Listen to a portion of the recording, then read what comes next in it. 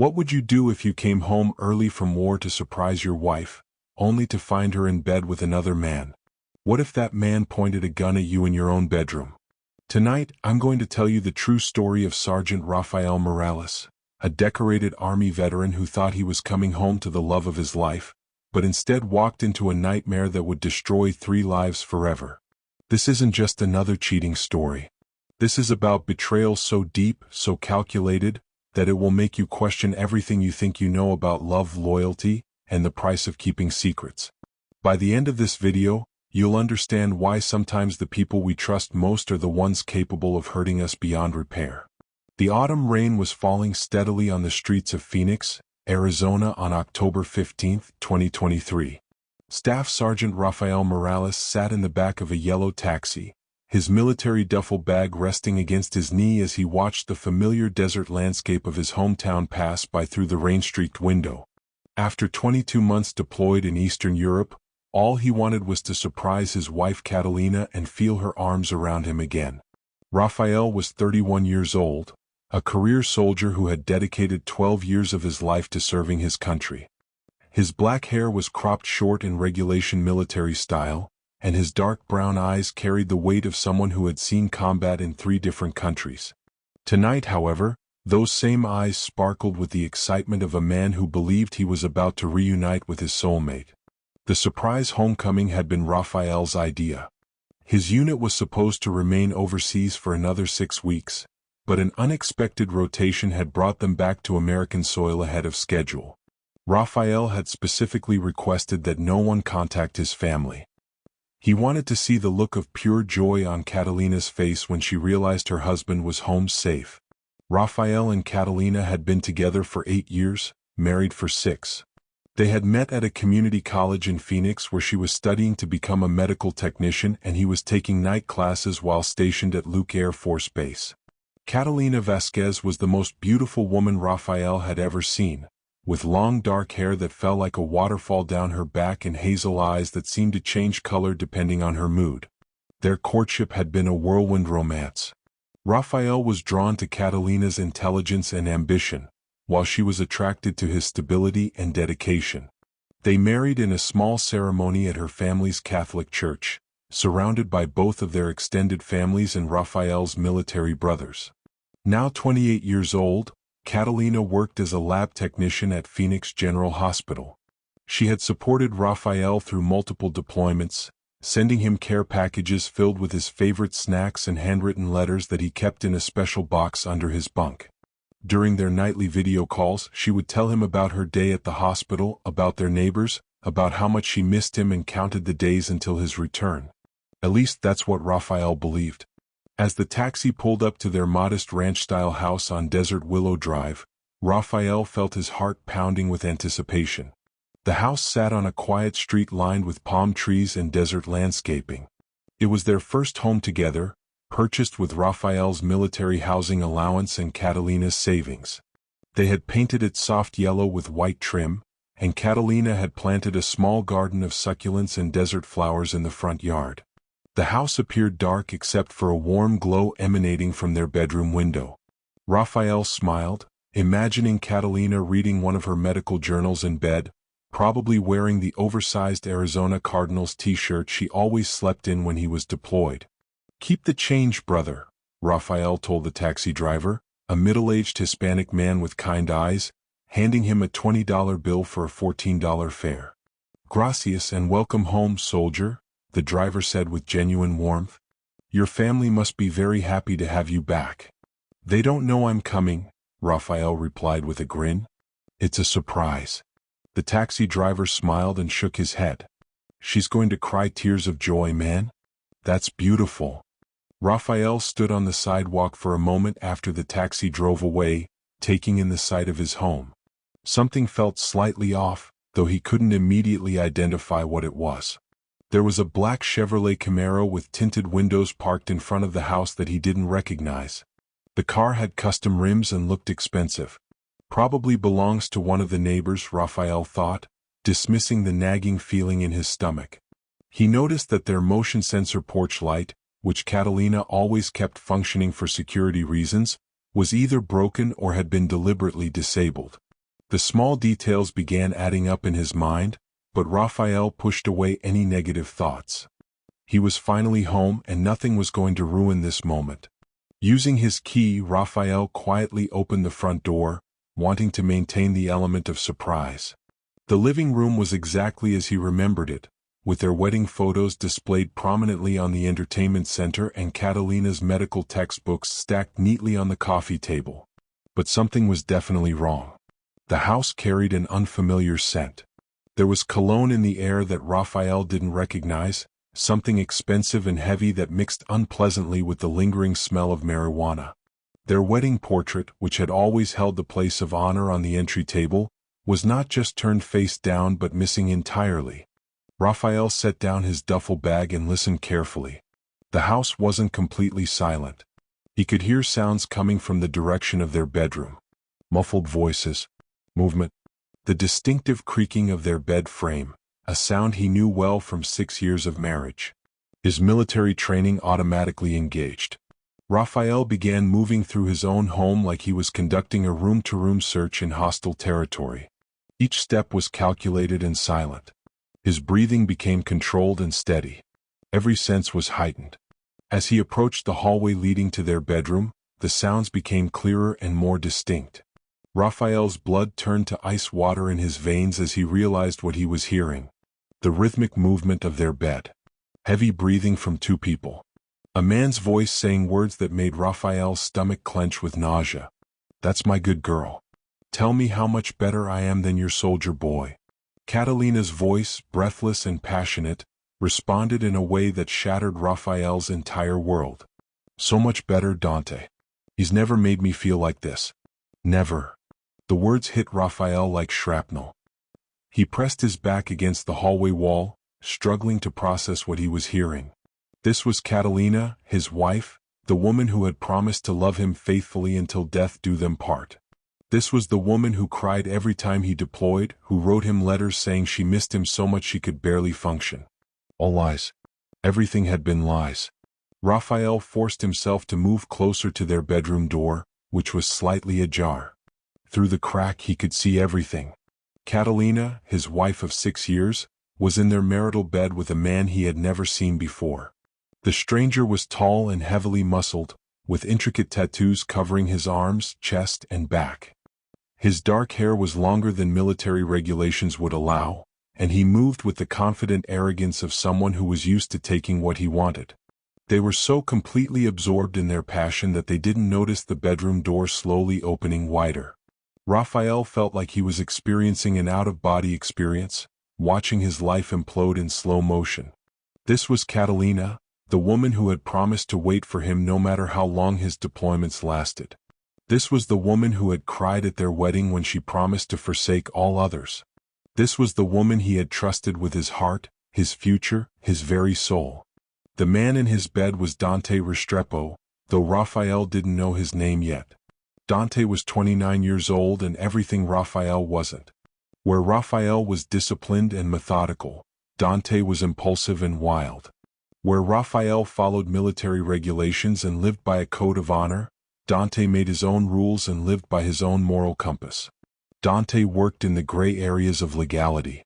He owned a chain of auto repair shops that served as fronts for more lucrative illegal activities. He dealt in stolen car parts, ran underground gambling operations, and had connections to some very dangerous people. But he was also charming, spontaneous, and exciting in ways that Raphael's structured military life could never be. Dante had met Catalina 4 months after Raphael's most recent deployment began. She had brought her car to one of his shops for repairs, and Dante had been immediately attracted to her beauty and her obvious loneliness. He had a particular talent for identifying military wives whose husbands were deployed. They were his specialty, his favorite type of conquest. Catalina had initially resisted Dante's advances. She was married, she was faithful, she loved her husband. But Dante was patient and persistent. He offered her excitement and attention that she hadn't experienced in years. Raphael's military career meant long deployments, missed anniversaries, and canceled plans. Even when he was home, he was often distracted by training exercises and the demands of military life. Dante, on the other hand, made Catalina feel like the center of the universe. He took her to expensive restaurants Raphael couldn't afford. He bought her jewelry and clothes that made her feel beautiful and desired. He listened to her complaints about loneliness and isolation, and he told her she deserved so much more than what she was getting. What had started as innocent conversations over coffee had gradually escalated. First, there were secret lunch meetings. Then evening drinks. Then overnight stays at expensive hotels. Finally, Dante had convinced Catalina to bring him to her marital home, to make love in the bed she shared with her husband. "This is where you really live," Dante had told her. "This is where you can be yourself, not the perfect military wife you have to pretend to be." Catalina had been seduced not just by Dante's physical appeal, but by his promise of a different kind of life. A life without the uncertainty of deployments, without the fear of late-night phone calls bringing bad news, without the loneliness that seemed to define her existence as a military spouse. What Catalina didn't understand was that she was just another conquest to Dante. He kept a mental scorecard of military wives he had seduced. She was number 17. When Raphael returned permanently or when Dante grew bored, he would move on to the next lonely wife, the next emotional challenge, the next opportunity to prove his power over other men's relationships. Raphael pushed the bedroom door open completely and stepped into the room. For a moment that seemed to last forever, nobody moved. The scene was frozen like a photograph capturing the exact moment when trust dies and innocence ends forever. Catalina's hazel eyes went wide with absolute terror when she saw her husband standing in their bedroom doorway. Dante, who had been facing away from the door, felt her body tense beneath him and turned to see what had captured her attention. "Raphael!" Catalina screamed, her voice cracking with panic as she grabbed for anything to cover her naked body. But Raphael's attention was focused entirely on Dante, who was scrambling to reach something on the floor beside the bed. In the lamplight, Raphael caught the glint of chrome and immediately recognized what Dante was reaching for. A pistol. Raphael's combat experience took over completely.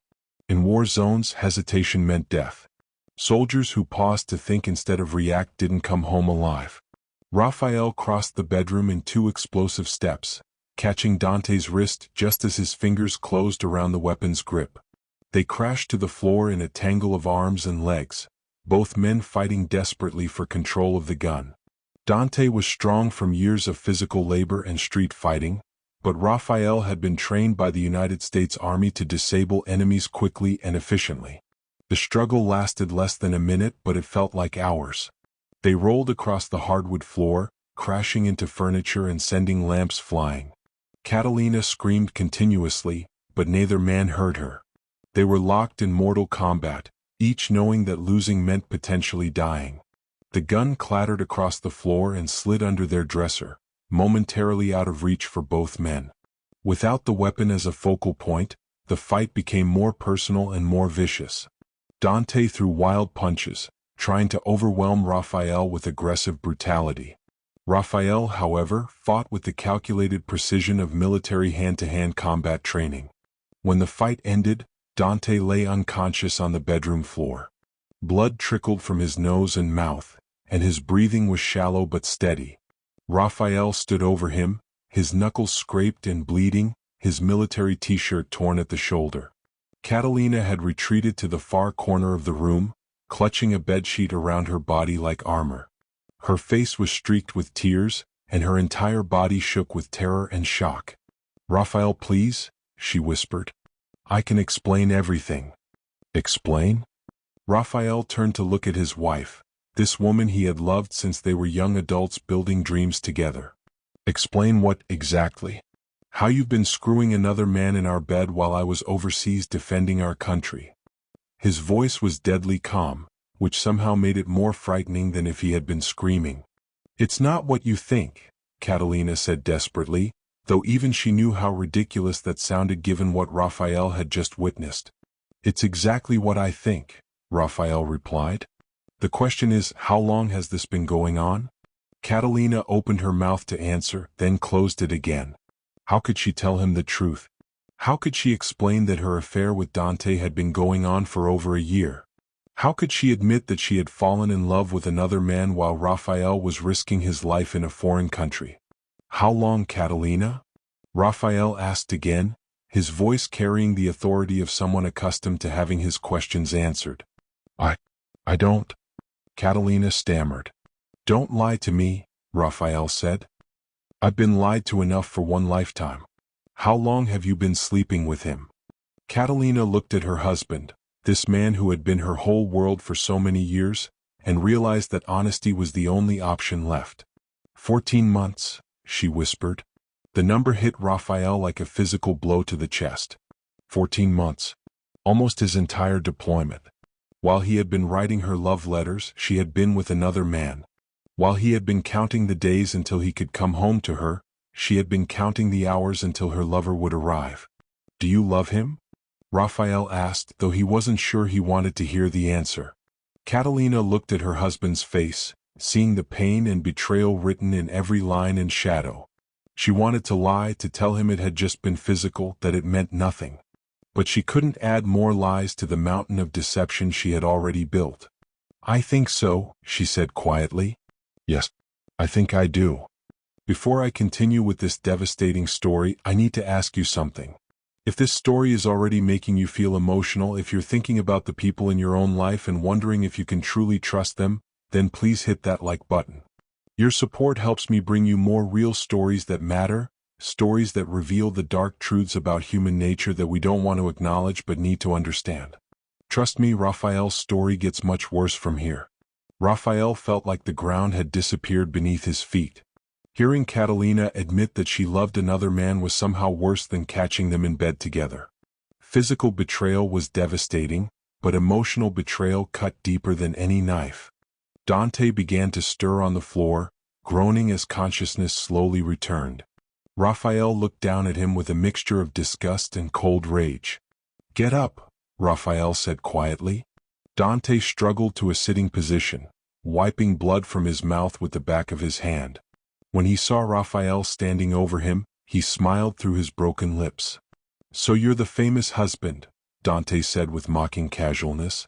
Catalina's told me so much about you.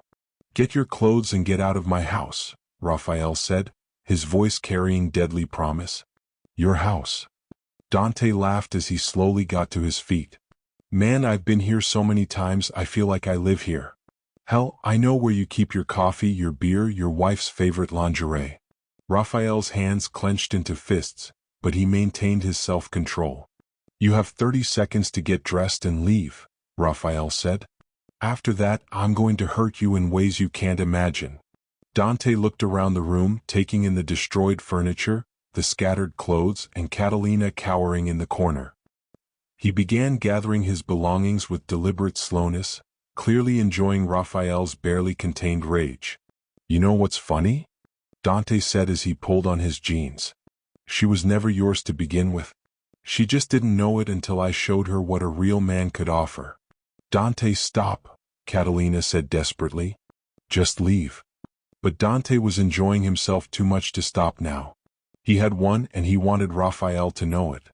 She tells me everything about you, Dante continued, putting on his shirt. How you're never home. How you're emotionally unavailable when you are here. How you haven't satisfied her in bed for years. Raphael's military discipline was the only thing preventing him from killing Dante with his bare hands. How boring you are, Dante added, reaching under the dresser to retrieve his gun. How she's wasted the best years of her life waiting for a man who doesn't deserve her. When Dante straightened up with the pistol in his hand, the dynamic in the room changed immediately. Raphael tensed, ready to react if Dante made any threatening moves. Relax, soldier boy, Dante said, tucking the gun into his waistband. I'm not going to shoot you. That would be too easy, and besides, Catalina still cares about you for some reason. He walked toward the bedroom door, then paused and turned back. This isn't over, Dante said, looking directly at Raphael. Catalina knows where to find me when she gets tired of pretending to be the faithful military wife again. After Dante left, Raphael and Catalina sat in their destroyed bedroom, separated by emotional distance that felt like continents. The silence stretched between them, heavy with the weight of broken trust and shattered dreams. We need to talk, Raphael finally said. I know, Catalina replied, though she couldn't meet his eyes. They moved to the living room, sitting on opposite ends of the couch like strangers. Raphael stared at his hands while Catalina twisted her wedding ring around her finger, a nervous habit she had developed during their courtship. Start from the beginning, Raphael said. Tell me everything. And Catalina did. She told him about meeting Dante at the auto repair shop, about how lonely she had been during Raphael's deployment, about how Dante had made her feel desired and important in ways she hadn't experienced in years. He listened to me, Catalina explained through tears. When I told him about my day, about my dreams, about my fears, he actually listened. He didn't immediately start talking about military exercises or deployment schedules or how his day was so much worse than mine. Raphael absorbed every word like physical blows. Each detail of Catalina's emotional and physical infidelity cut deeper than the last. I never meant for it to go this far, Catalina continued. It started as just conversations. He was easy to talk to and he made me laugh. I hadn't laughed like that in so long. When did it become physical? Raphael asked, though he dreaded the answer. Catalina was quiet for a long moment. 3 months after we met. He took me to dinner at that expensive steakhouse downtown, the one we always said we'd go to for our anniversary but never did because of money or deployments or something always coming up. Raphael remembered the restaurant. They had driven past it countless times, always promising they would celebrate there someday when they could afford it and when Raphael's schedule allowed for a proper evening out. He made me feel beautiful, Catalina said softly. Like I was worth making time for, worth spending money on. When was the last time you took me somewhere nice, Raphael? When was the last time you bought me flowers just because you wanted to, not because it was my birthday or our anniversary? The question stung because Raphael knew she was right. Military life was demanding and often left little time or energy for romantic gestures. He had assumed that Catalina understood and accepted the sacrifices that came with being married to a soldier. That doesn't justify what you did, Raphael said. I know, Catalina agreed. I'm not trying to justify it. I'm trying to explain how it happened, how I let it happen. She told him about the first time she had kissed Dante, in his car outside the restaurant after that expensive dinner. About how guilty she had felt, and how she had promised herself it would never happen again. About how Dante had been patient and understanding, never pressuring her but always available when loneliness overwhelmed her resistance. The first time we slept together, Catalina continued, her voice barely audible, I cried afterward. I felt so guilty, so disgusted with myself. I swore I would end it, would never see him again. But you did see him again, Raphael pointed out. He was persistent. And I was weak. Every time you missed a video call because of training or operations, every time a planned leave got canceled, every time I spent another holiday alone, Dante was there. Raphael tried to understand his wife's perspective, tried to find compassion for her loneliness and isolation. But the image of her in bed with another man, the memory of her voice saying that Dante was better than her own husband, made forgiveness seem impossible. Where do we go from here? Raphael asked. Catalina looked at him for the first time since they had started talking. Her hazel eyes were red from crying, and she looked older than her 28 years. I don't know, she said honestly. I love you, Raphael. I never stopped loving you. But I also have feelings for Dante that I can't just turn off. So you want to be with him? I don't know what I want, Catalina admitted. I'm confused and scared and I hate myself for what I've done to us. Raphael stood up and walked to the window, looking out at the desert landscape he had missed during his deployment. Everything looked the same as when he had left, but he knew that nothing would ever be the same again. I need time to think, he said. I can't make any decisions right now. What does that mean? Catalina asked. It means I'm going to stay at the base tonight. Maybe for a few nights. I need space to process this. Catalina nodded, understanding that she had no right to ask him to stay, no right to expect comfort or reassurance from the man she had betrayed so completely. As Raphael packed a bag with enough clothes for several days, Catalina watched from their bedroom doorway. The room still smelled like her perfume and Dante's cologne, a nauseating mixture that made Raphael's stomach churn. "Raphael," Catalina said as he zipped up his overnight bag. "I'm sorry. I know that doesn't fix anything, but I need you to know how sorry I am."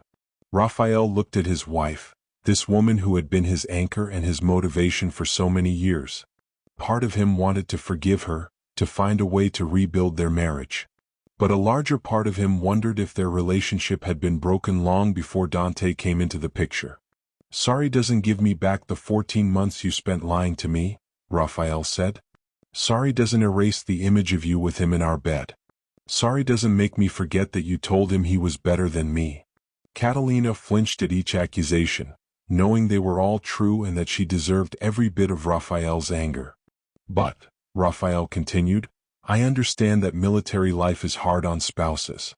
I understand that I wasn't always the husband you needed me to be. So maybe we're both to blame for what happened." He walked toward the front door, then turned back one last time. "I just need to figure out if what we had is worth trying to save, or if too much damage has been done." After Raphael left, Catalina sat alone in their house, surrounded by the wreckage of their marriage. She called in sick to work, unable to face the normal routine of her life when everything felt so abnormal and uncertain. Around noon her phone rang. It was Dante.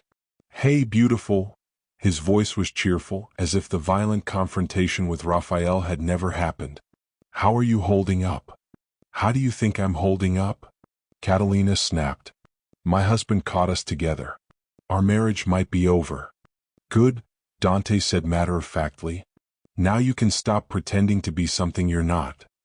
His casual dismissal of her pain infuriated Catalina. "My marriage ending isn't good, Dante. This is my life we're talking about." "Your life with him was fake," Dante replied. "Your life with me is real. When are you going to accept that?" For the first time since meeting Dante, Catalina heard something in his voice that made her uncomfortable. There was possessiveness there, an assumption of ownership that she didn't like. "I need time to think," she said.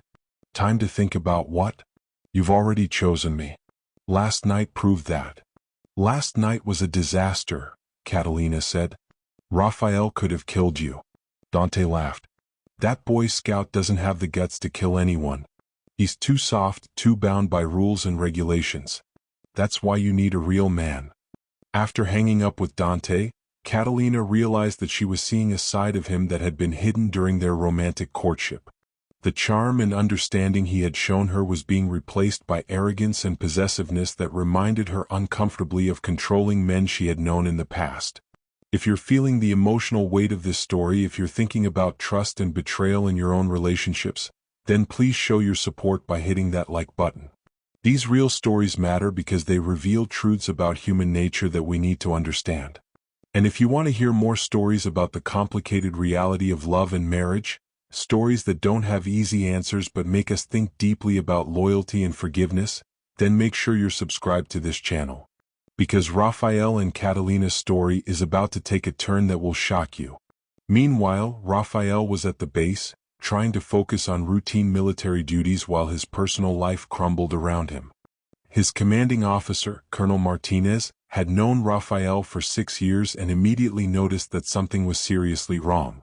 "Sergeant Morales," Colonel Martinez said, calling Raphael into his office. "You look like hell. What's going on?" Raphael had always respected Colonel Martinez and trusted his judgment.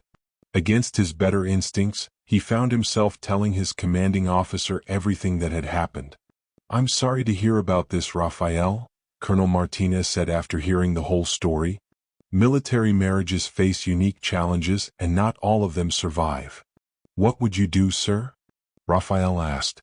Colonel Martinez was quiet for a moment, considering his words carefully. "I've been married for 28 years, he said finally. "My wife and I have been through 3 deployments, 2 combat tours, and more separations than I can count. There were times when we both considered giving up." He pulled out a framed photo of his family from his desk drawer. "But we made a commitment to each other and to our family. When that commitment was tested, we chose to fight for it instead of walking away." "But did your wife ever cheat on you?" Raphael asked bluntly. "No," Colonel Martinez admitted. "She didn't. But I made mistakes that hurt our marriage in other ways. I was absent emotionally even when I was home physically. I put my career before our relationship more times than I should have. Raphael absorbed this advice, trying to apply it to his own situation. The question you need to ask yourself, Colonel Martinez continued, is whether your marriage is worth fighting for. Not whether Catalina deserves forgiveness, but whether you want to try to rebuild something better than what you had before. That evening, Raphael called Catalina from his quarters on base. She answered on the first ring as if she had been waiting by the phone. Raphael? Are you okay? I'm fine, he said. I've been thinking about everything and I want to try to work things out. He heard Catalina start crying on the other end of the line. Really? She asked through her tears. You're willing to try? I love you, Raphael said simply. I've loved you since we were kids. That doesn't just disappear because you made a mistake. It was more than a mistake, Catalina said honestly. I had an affair for over a year. I fell in love with another man. I know, Raphael replied. But I also know that our marriage had problems before Dante came along. Maybe this is our chance to fix those problems and build something stronger. They talked for over an hour, making plans for couples counseling and discussing how they might rebuild trust. For the first time since Raphael had come home, both of them felt hope that their marriage might survive. But Dante Williams had no intention of giving up Catalina without a fight. The next morning, Catalina arrived at work to find a dozen red roses waiting at her workstation. The card read, "You belong with me. Always, D." Her co-workers noticed the flowers and asked who they were from. Catalina lied, saying they were from Raphael, but she felt sick to her stomach knowing the truth. Throughout the day, Dante sent her text messages. Missing you already, baby? When can we meet? Don't let him guilt you into staying. You know where you belong. Catalina deleted each message without responding, but Dante's persistence made her increasingly uncomfortable. She had assumed that once she decided to work on her marriage, Dante would respect her decision and leave her alone. She was wrong. That evening, as Catalina left work and walked to her car in the hospital parking garage, she found Dante waiting for her. He was leaning against his black Camaro, smoking a cigarette and watching her with predatory intensity. We need to talk, he said when she approached. There's nothing to talk about, Catalina replied, trying to walk past him to her car. Dante grabbed her arm, not hard enough to hurt but firmly enough to stop her movement. Everything we've built together and you're going to throw it away for him? Dante asked. Let go of me, Catalina said, looking around the parking garage to see if anyone else was present. He's never going to forgive you, Dante continued, ignoring her request. Not really. Every time he looks at you, he's going to remember finding us together. Every time you're intimate, he's going to think about me touching you. His words hit close to home because Catalina had been wondering the same things herself. Even if he tries to forgive you, Dante pressed on, it's going to eat away at him. Your marriage is already over. You just haven't accepted it yet. That's not true, Catalina said, but her voice lacked conviction. I know men like your husband, Dante said. Military guys with their codes of honor and their rigid thinking. They don't forgive betrayal. They might try, but it will poison everything between you. Dante released her arm and stepped closer, his voice becoming softer and more seductive. You know what we have is real, he said. You know I can give you things he never could. Why are you fighting it? For a moment, Catalina wavered. Dante was charismatic and persuasive, and he was telling her things she was already afraid were true. Maybe Raphael would never really forgive her. Maybe their marriage was damaged beyond repair. But then she thought about Raphael's phone call the night before, about his willingness to try despite how much she had hurt him. She thought about the years they had spent together, the dreams they had shared, the life they had built before everything fell apart. I'm trying to save my marriage, she said firmly. I need you to respect that. Dante's expression darkened. Your marriage is a joke, he said coldly. And if you think I'm just going to disappear while you play house with Soldier Boy, you're wrong. What does that mean? Catalina asked, suddenly afraid. It means I'm not giving up on us, Dante replied. I'm not giving up on you. And I'm definitely not going to let him have what's mine. The possessiveness in his voice sent chills down Catalina's spine. For the first time, she realized that Dante might be dangerous, that his refusal to accept her decision could lead to serious consequences. I'm not yours, she said as firmly as she could manage. I never was. We had an affair, but that's over now. Dante smiled, but there was no warmth in it. We'll see about that, he said. As Catalina drove home, her hands shaking on the steering wheel, she realized that her problems were far from over. Raphael's willingness to forgive her was just the first step in a process that was going to be much more complicated and dangerous than she had imagined. That night, when Raphael came home from the base, Catalina told him about her encounter with Dante in the parking garage. She could see the anger building in Raphael's eyes as she described Dante's threats and possessive behavior. He's not going to leave us alone, Raphael said grimly. Men like him don't give up easily. What do we do? Catalina asked. We document everything, Raphael replied, his military training kicking in. Every contact, every threat, every attempt at intimidation.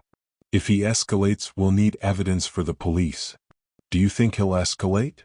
Raphael looked at his wife, thinking about the confrontation in their bedroom, about the gun Dante had tried to use, about the arrogance and entitlement he had seen in the other man's eyes.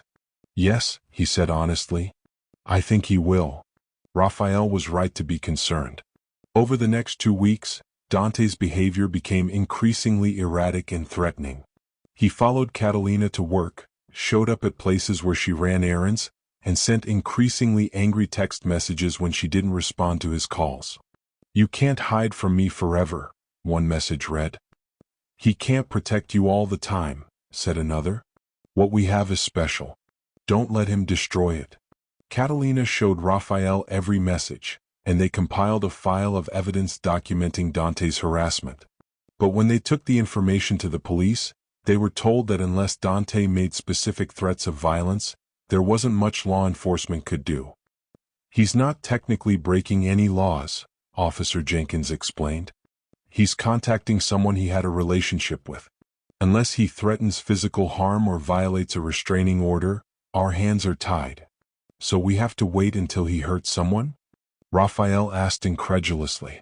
Unfortunately, that's often how these situations work, Officer Jenkins replied. We can increase patrols in your neighborhood, but beyond that, you need to document everything and stay vigilant. Raphael and Catalina left the police station feeling frustrated and vulnerable.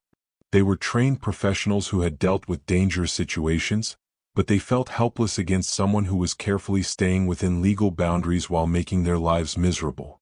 Meanwhile, Raphael and Catalina were working hard to rebuild their marriage.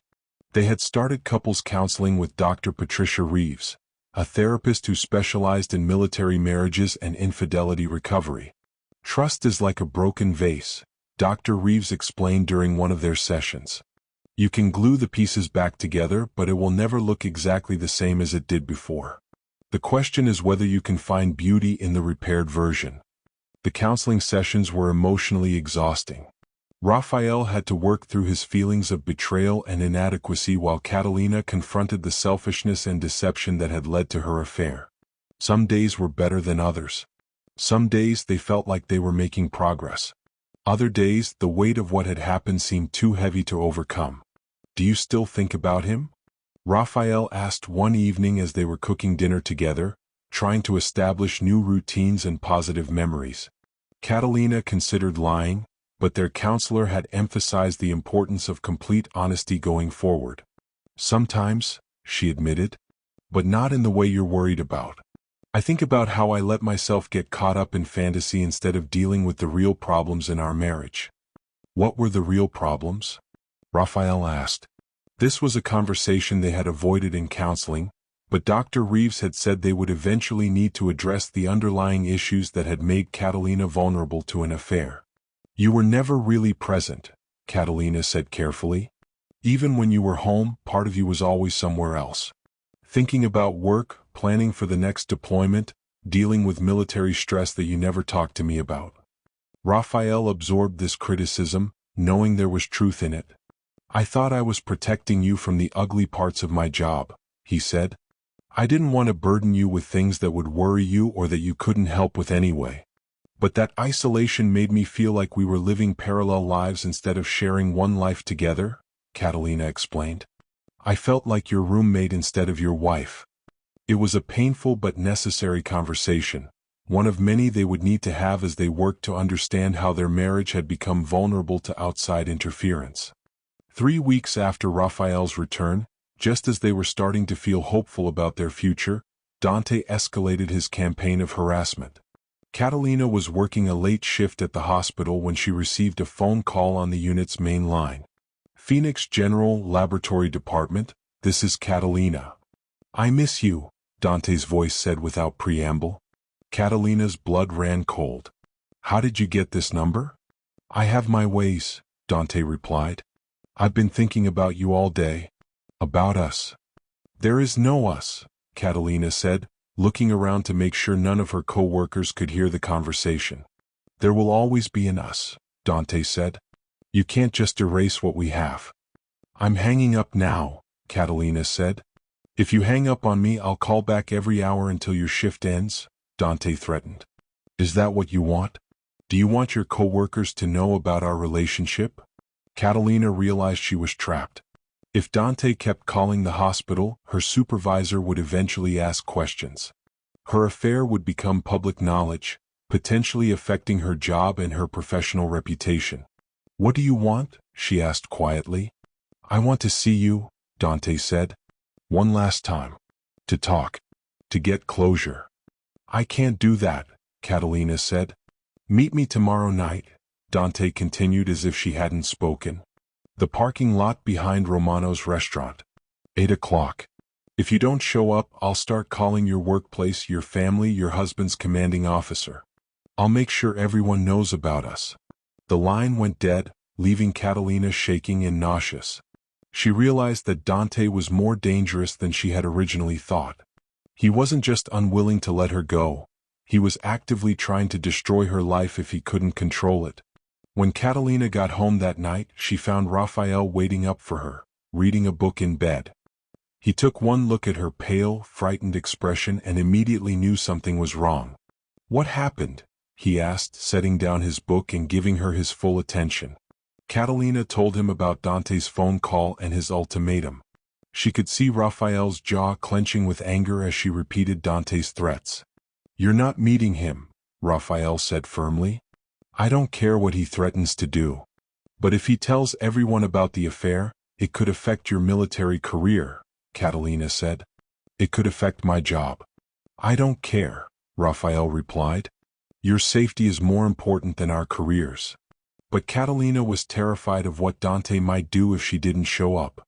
She had seen glimpses of his darker nature, and she was beginning to understand that he was capable of much more than just making phone calls. Maybe if I meet him one time, explain that it's really over, he'll leave us alone, she suggested. Absolutely not, Raphael said. Men like him don't respond to reason. Meeting him will only encourage him to make more demands. They argued about it for over an hour, with Raphael becoming increasingly frustrated at Catalina's willingness to give in to Dante's blackmail. You're still protecting him, Raphael accused. Even after everything he's put us through, you're more worried about his feelings than our safety. That's not true, Catalina protested. I'm worried about what he might do if we don't handle this carefully. What he might do? Raphael's voice rose with anger. What about what he's already done? He destroyed our marriage, he's stalking you, he's threatening us.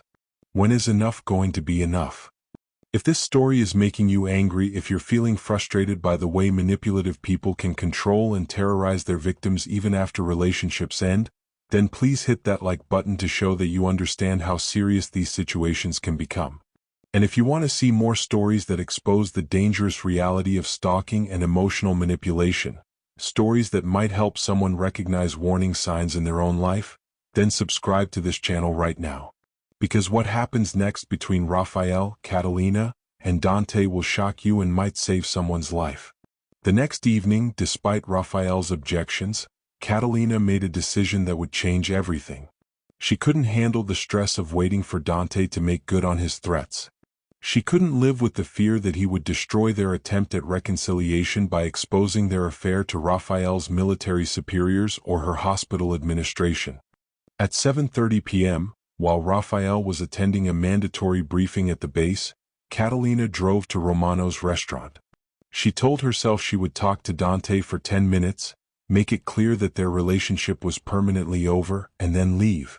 She had no idea that Dante had no intention of letting her leave. Romano's restaurant was in an older part of Phoenix, surrounded by small businesses that closed early and warehouses that were empty after business hours. The parking lot behind the restaurant was poorly lit and isolated from street traffic. Catalina sat in her car for several minutes, gathering courage and rehearsing what she would say to Dante. She wanted to be firm but not antagonistic, clear but not cruel. She still didn't fully understand the type of man she was dealing with. At exactly 8 o'clock, Dante's black Camaro pulled into the parking lot. He parked next to Catalina's car and got out, motioning for her to do the same. In the dim light of the parking lot, Catalina could see that Dante looked different. His usual confident swagger had been replaced by something darker and more intense. His clothes were wrinkled as if he had been sleeping in them, and his hair was unkempt. "I knew you'd come," he said as Catalina reluctantly got out of her car. "I'm here to tell you that this has to stop," Catalina said, trying to keep her voice steady. "The phone calls, the following me, all of it. My marriage is important to me and I'm going to fight for it." Dante laughed, but there was no humor in the sound. "Your marriage is a joke," he said. "You think he's ever going to trust you again? You think he's ever going to look at you without remembering what you did?" "That's between Raphael and me," Catalina replied. "It's not your concern anymore." "Everything about you is my concern," Dante said, stepping closer. "You belong to me now. He had his chance and he blew it by being absent and boring and taking you for granted." Catalina backed toward her car, suddenly realizing how isolated they were, how vulnerable she had made herself by coming here alone. "I made a mistake getting involved with you," she said. "But I'm fixing that mistake now." "The only mistake you made was thinking you could just walk away from me," Dante replied, continuing to advance on her. Catalina reached for her car door handle, but Dante was faster. He grabbed her wrist and spun her around, pressing her against the side of her car. "Let go of me," Catalina said, fear evident in her voice now. "You're coming with me," Dante said. "We're going to go somewhere private where we can talk without interruptions." "I'm not going anywhere with you," Catalina said, trying to pull free from his grip. But Dante was stronger, and he had planned this confrontation carefully. He forced Catalina toward his car, ignoring her protests and struggles. "If you cooperate, this will be easy," he said. "If you fight me, it's going to be much worse for both of us." Catalina realized she was in serious danger. This wasn't the charming, seductive man who had courted her for months. This was someone who was unhinged and potentially violent. She screamed for help, but there was no one around to hear her. The restaurant had closed hours earlier, and the surrounding businesses were dark and empty. Dante forced her into the passenger seat of his Camaro and quickly drove away, leaving her car abandoned in the parking lot. Meanwhile, Raphael had finished his briefing at the base and was driving home, expecting to find Catalina there waiting for him. When he arrived at their house and found it empty, he assumed she was working late or had stopped for groceries. But as the hours passed and Catalina didn't come home or answer her phone, Raphael began to worry. He called the hospital and learned that Catalina's shift had ended at 6 p.m. Her supervisor hadn't seen her since she left work. By 11 p.m., Raphael was panicking. He drove to the hospital and found Catalina's car missing from the parking garage. He called her friends, her family, anyone who might know where she was. No one had seen her. At midnight, Raphael called the police to report Catalina missing. Officer Jenkins, the same officer who had been dismissive of their stalking complaints, took the report but wasn't immediately concerned. "Adults have the right to disappear for a few hours," Officer Jenkins said. "Maybe she needed some space. Maybe she's with a friend." "She's not with a friend," Raphael said urgently. "She's being stalked by a man who's been threatening her. I think he's taken her." "Do you have any evidence that she was taken against her will?" Officer Jenkins asked. Hello, soldier boy. Dante's voice was slurred with alcohol and fatigue. Raphael realized he had no proof, only his certainty that Catalina wouldn't voluntarily disappear without telling him where she was going. Put out a bolo for her car, Raphael demanded. Check traffic cameras, check her credit cards, do something. We'll keep an eye out for her vehicle, Officer Jenkins promised. But unless we find evidence of foul play, there's not much more we can do tonight. Raphael left the police station feeling helpless and furious. While law enforcement followed their bureaucratic procedures, Catalina could be in mortal danger. He drove through Phoenix all night, checking every place he could think of where Dante might have taken her. Hotels, bars, restaurants, anywhere they might have gone together during their affair. As dawn broke over the desert, Raphael still had no idea where his wife was or what had happened to her. At the same time, 20 miles outside of Phoenix in an abandoned warehouse that Dante used for some of his illegal business operations, Catalina was tied to a chair in a dimly lit office, trying to reason with a man who was clearly having a psychological breakdown. You just need to remember how good we were together, Dante was saying as he paced back and forth in front of her. Before he came back and confused you. Before you started believing his lies about honor and commitment. Dante, please, Catalina said, trying to keep her voice calm and non-threatening. Just let me go home. We can forget this ever happened. Home? Dante stopped pacing and stared at her. That's not your home anymore. Your home is with me now. Catalina could see that Dante had been drinking heavily and possibly using drugs. His pupils were dilated, and his behavior was erratic and unpredictable. People will be looking for me, she said. Raphael will call the police. Let them look, Dante replied. By the time they find us, you'll remember who you really belong to. Catalina realized that Dante was living in a fantasy world where their affair had been a great love story instead of what it really was. A manipulation that had nearly destroyed her marriage. What do you want from me? She asked. I want you to leave him, Dante said simply. I want you to come away with me. We can start over somewhere new, somewhere he can't find us. I can't do that, Catalina said. I love my husband. The wrong answer. Dante's face contorted with rage, and he slammed his fist against the wall so hard that he left a dent in the drywall. You don't love him, Dante screamed. You love me. You told me you loved me. I was confused, Catalina said desperately. I was lonely and I made a mistake. I'm not a mistake, Dante said, his voice becoming dangerously quiet. What we have isn't a mistake. He pulled out the same gun that Raphael had seen in their bedroom, the chrome-plated pistol that Dante seemed to carry everywhere. Maybe you need some time to think about it, he said, setting the gun on a table within easy reach. Maybe after a few days here with me you'll remember what you're throwing away. Catalina realized that Dante wasn't planning to let her go anytime soon. He was going to keep her prisoner until she agreed to be with him, or until something much worse happened. As the sun rose over Phoenix, two men were searching for the same woman for very different reasons. Raphael was trying to save his wife and their marriage. Dante was trying to possess a woman who had never truly belonged to him. And Catalina was running out of time. The search for Catalina intensified throughout the second day. Raphael had contacted everyone in his military unit, and they were conducting an unofficial search while the police followed their standard procedures for missing person cases. Colonel Martinez had authorized Raphael to take emergency leave to look for his wife, and several of Raphael's fellow soldiers were helping with the search on their own time. We're going to find her, Sergeant Williams assured Raphael as they checked another hotel where Dante might have taken Catalina. But as the hours passed without any leads, Raphael began to fear the worst. He knew that Dante was dangerous, and he knew that men who couldn't accept rejection sometimes became violent. On the second evening, Raphael received a phone call from an unknown number. Where is she?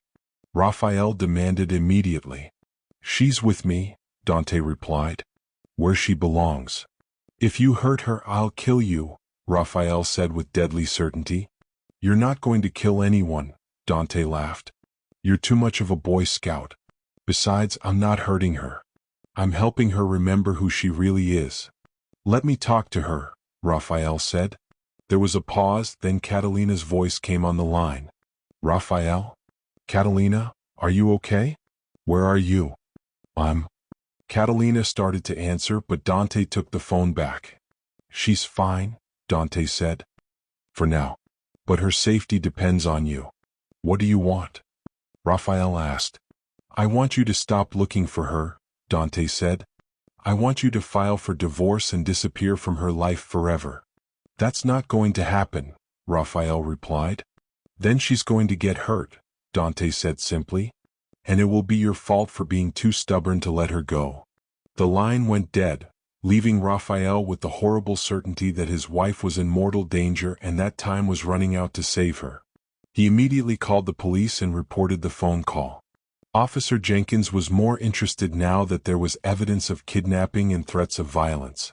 We'll try to trace the call, Officer Jenkins said. But it was probably from a burner phone. What about cell tower triangulation? Raphael asked. Can't you track where the call came from? We're working on it, Officer Jenkins replied. But these things take time. Raphael didn't have time. He could hear the instability in Dante's voice, could sense that the situation was escalating toward violence. That night, Raphael made a decision that would determine whether his wife lived or died. Instead of waiting for law enforcement to follow their procedures, he was going to find Dante himself. Using his military training and resources, Raphael began conducting his own investigation. He contacted people in Phoenix's criminal underworld, offering money for information about Dante's whereabouts. By dawn of the third day, Raphael had a lead. A drug dealer who knew Dante told him about the warehouse where Dante sometimes conducted business. It's out in the desert, the dealer said. Real isolated. If he wanted to hide someone, that's where he'd do it. Raphael drove to the warehouse as the sun was rising, bringing with him his military sidearm and the skills he had learned in combat zones overseas. As he approached the warehouse, Raphael could see Dante's black Camaro parked outside. His heart pounded with adrenaline and fear as he realized that Catalina was probably inside the building. Raphael approached the warehouse like he was conducting a military operation. He circled the building, looking for multiple entry points and trying to determine how many people might be inside. Through a dirty window, he could see into what appeared to be an office area. Catalina was tied to a chair, and Dante was sitting at a desk, drinking from a bottle of whiskey and cleaning his gun. Raphael had found his wife, but getting her out safely was going to require careful planning and perfect execution. He spent an hour studying the building and developing a plan. There was a back entrance that appeared to be unlocked, and he could see a clear path from that entrance to the office where Catalina was being held. The key would be speed and surprise. Raphael would have to neutralize Dante before he could use his weapon against Catalina. At exactly noon, Raphael made his move. He entered through the back of the warehouse and moved silently through the empty building toward the office area. His military training had taught him how to move without making sound, how to approach an enemy without being detected. When he reached the office area, Raphael could hear Dante talking to Catalina, his voice slurred with alcohol and increasingly erratic. He's not coming for you, Dante was saying. If he really loved you, he would have found you by now. He'll find me, Catalina replied, though her voice sounded weak and exhausted. Face it, baby, Dante continued. You're mine now. Forever. Raphael appeared in the doorway of the office like a ghost, his weapon drawn and trained on Dante. Step away from her, Raphael said quietly. Dante spun around, reaching for his gun on the desk, but Raphael was faster. Don't, Raphael warned. I will shoot you. For a moment, the three of them were frozen in a tableau of violence and desperation. Dante's hand hovered over his weapon. Raphael's finger was on the trigger of his gun. Catalina watched in terror, knowing that someone was about to die. You found us, Dante said with grudging admiration. I didn't think you had it in you. Let her go, Raphael said. This is between you and me. Everything that happens here is because of her, Dante replied. She made her choice when she decided to be with me. She chose her husband, Raphael said.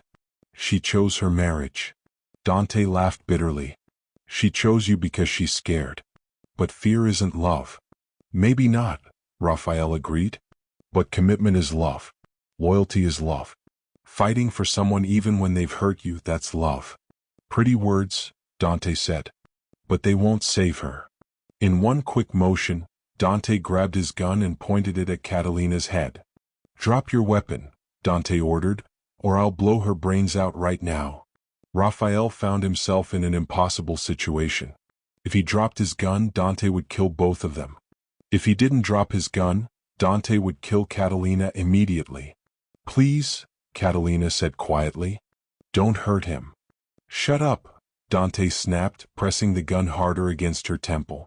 Raphael made a decision based on his military training and his knowledge of human psychology. Instead of dropping his weapon, he began talking to Dante in a calm, steady voice. You're right, Raphael said. She did choose you. For over a year, she chose you over me. Dante looked confused by this unexpected admission. She chose you because you gave her things I couldn't, Raphael continued. Attention, excitement, romance. You made her feel special. That's right, Dante said, though he sounded less certain than before. But you know what the difference is between you and me? Raphael asked. What? I'm willing to fight for her even after she hurt me. I'm willing to forgive her even though she broke my trust.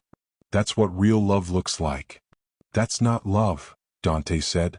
That's weakness. No, Raphael replied. Weakness is what you're doing right now. Holding a gun to an innocent woman's head because you can't handle rejection. Dante's hand began to shake with rage and alcohol withdrawal. She belongs to me. She doesn't belong to anyone, Raphael said. She makes her own choices. And she chose to try to save our marriage. Because you guilt-tripped her, Dante accused. Because she realized that what you were offering wasn't real, Raphael replied. It was fantasy. Exciting but not sustainable. For a moment, Dante seemed to consider Raphael's words. His grip on the gun loosened slightly, and Raphael saw his opportunity. In one fluid motion, Raphael dove to his right and fired his weapon. The shot echoed through the warehouse like thunder. Dante's gun fired as well, but his aim was thrown off by Raphael's sudden movement. The bullet went wide, embedding itself in the concrete wall behind Catalina's chair. Dante fell to the floor, clutching his shoulder where Raphael's bullet had struck him. His gun skittered across the floor out of reach. Raphael quickly untied Catalina while keeping his weapon trained on Dante, who was writhing in pain but still alive. Are you hurt? Raphael asked his wife. No, Catalina said, though she was shaking with shock and exhaustion. I'm okay. Raphael called 911 while watching Dante, who was bleeding heavily but not in immediate danger of dying. This isn't over, Dante gasped through his pain. It will never be over. Yes, it is, Raphael said quietly. It's over. When the police and paramedics arrived, they found Raphael holding his wife while Dante received medical attention for his gunshot wound. The warehouse was processed as a crime scene, and Dante was arrested on charges of kidnapping, assault, and weapons violations. During the investigation that followed, authorities discovered that Catalina wasn't Dante's first victim. He had stalked and harassed at least 3 other military wives over the past 5 years, using the same pattern of seduction and intimidation. One of those women, Sarah Mitchell, came forward to testify about her experience with Dante. Her husband had been deployed overseas when Dante targeted her, and her marriage had ended in divorce after Dante's manipulation destroyed her family. He's a predator, Sarah told investigators. He specifically targets military wives because he knows they're vulnerable and isolated. Dante was eventually sentenced to 12 years in prison for kidnapping and assault charges. During his sentencing hearing, he showed no remorse for his actions. She wanted to be with me, he told the judge. I was just helping her see the truth. But for Raphael and Catalina, the healing process was just beginning. The trauma of Catalina's kidnapping had actually brought them closer together in some ways. Facing the possibility of losing each other forever had clarified what was truly important in their relationship. I almost lost you, Raphael said as they sat in their marriage counselor's office a month after the incident. Not just to him but to my own stubbornness and pride. I almost lost myself. Catalina replied. I got so caught up in feeling sorry for myself that I forgot who I really was and what I really wanted. Dr. Reeves smiled at the progress they had made. Trauma can sometimes clarify what matters most, she said. But you still have work to do to rebuild trust and communication. The process wasn't easy. Some days were better than others. Raphael still struggled with images of Catalina with Dante, and Catalina still battled guilt about the choices that had led to their crisis. But they were committed to doing the work, to building something stronger than what they had before. I never want to take our marriage for granted again, Raphael said during one counseling session. I want to be the husband you deserve, not just the husband I think you should accept. And I want to be honest about my needs instead of looking for someone else to meet them, Catalina replied. 6 months after Dante's sentencing, Raphael received orders for another deployment. This time, however, they approached it differently. Instead of just accepting the separation as an inevitable part of military life, they made specific plans for staying connected. Daily video calls at set times. Care packages in both directions. Honest conversations about loneliness and temptation.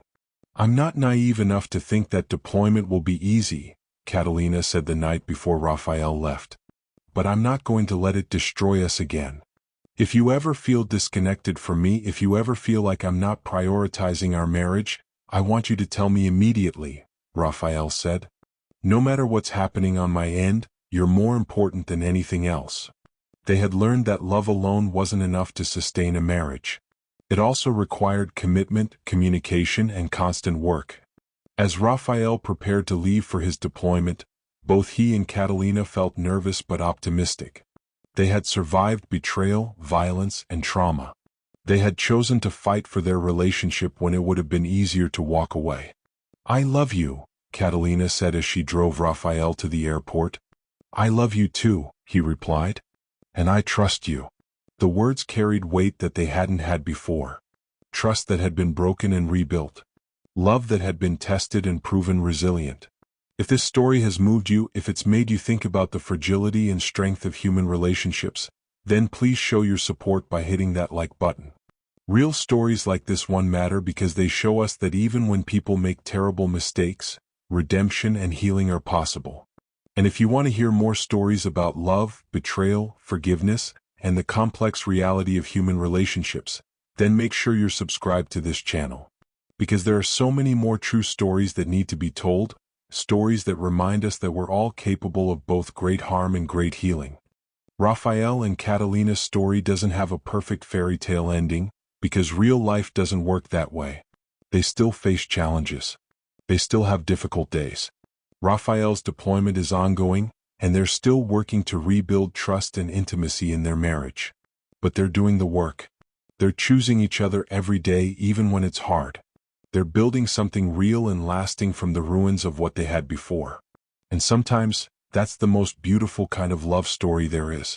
Not the one where everything is perfect from the beginning, but the one where two people choose to fight for each other despite their flaws and mistakes and the obstacles life puts in their way. Thank you for listening to Raphael and Catalina's story. Thank you for caring about real people facing real challenges. And remember, in a world where it's easy to give up when things get difficult, sometimes the bravest thing you can do is choose to keep fighting for love.